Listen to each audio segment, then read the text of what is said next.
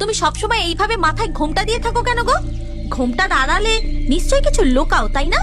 ঘোমটাটা একবার খোলো তো দেখি। চুমকি এই কথা বলেই বৌদির মাথার ঘোমটাটা টেনে খুলে দেয়।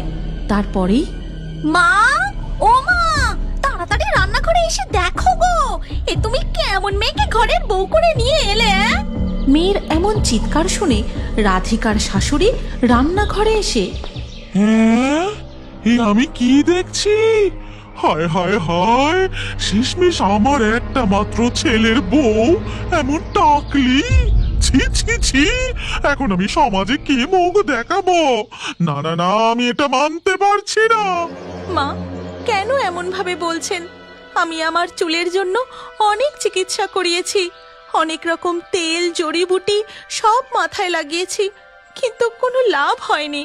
ও সব কথা আমি শুনতে চাই না। আমার রাজপুত্রের মতো অমন সুন্দর ছেলের আমি আবার বিয়ে দেব। হ্যাঁ মা, দাদাকে না আবার কোনো সুন্দরী মেয়ে দেখে বিয়ে দিয়ে দাও। এইভাবে নিত্যদিন শাশুড়ি ও ননদ মিলে রাধিকার চুল নিয়ে নানান অপমান করতে থাকে।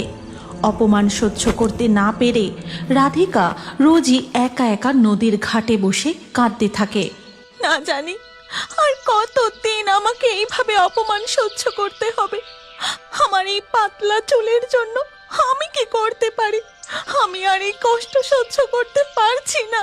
ওদিকে তখন রাধিকার শাশুড়ি খাটে বসে, এই চুমকি, আমাকে এক গ্লাস জল দিয়ে যা তো রে, খুব তৃষ্ণা পেয়েছে।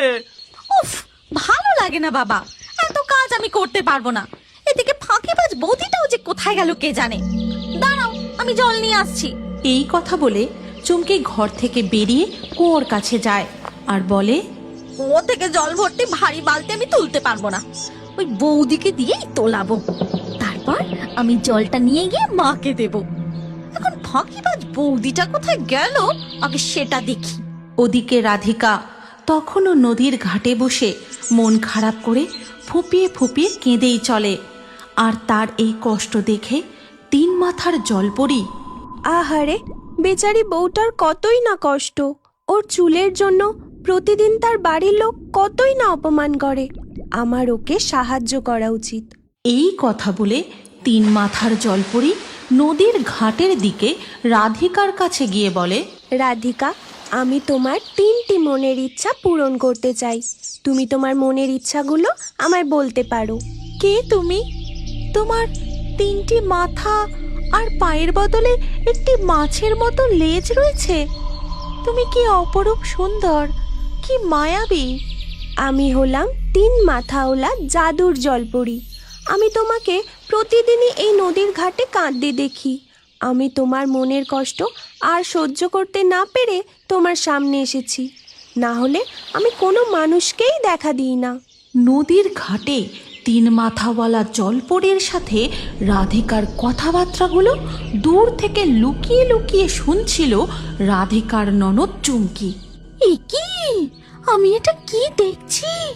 ওই তিন মাথার মায়াবী জলপরীর কাছ থেকে বৌদি 3টে মনের ইচ্ছের পূরণের আশীর্বাদ পাবে? না, এটা আমি কিছুতেই বৌদিকে পেতে দেব না। ইচ্ছে পূরণের আশীর্বাদ আমারই চাই। চুমকি আড়াল থেকে বেরিয়ে নদীর ঘাটের দিকে এগিয়ে যায়। রাধিকা, মনে হয় এইদিকে কেউ আসছে। আমায় এক্ষুনি চলে যেতে হবে। তুমি চিন্তা করো না, তুমি যখনই একা এই ঘাটে আসবে আমি তোমার কাছে এসে তোমার 3টি মনের ইচ্ছা পূরণ করব। আমি এখন আসছি। এই কথা বলেই তিন মাথার জাদুর জলপরি নদীর জলে ডুব দিয়ে অদৃশ্য হয়ে যায়। এই গল্পের পরবর্তী পর্ব যদি তুমি দেখতে চাও তাহলে কমেন্টে নেক্সট পার্ট অবশ্যই লিখো। আর আমাদের রিও বার্ডস ফেসবুক পেজটি এক্ষুনি ফলো করে নাও। এই গল্পটি ভালো লাগলে লাইক করে শেয়ার করে দাও।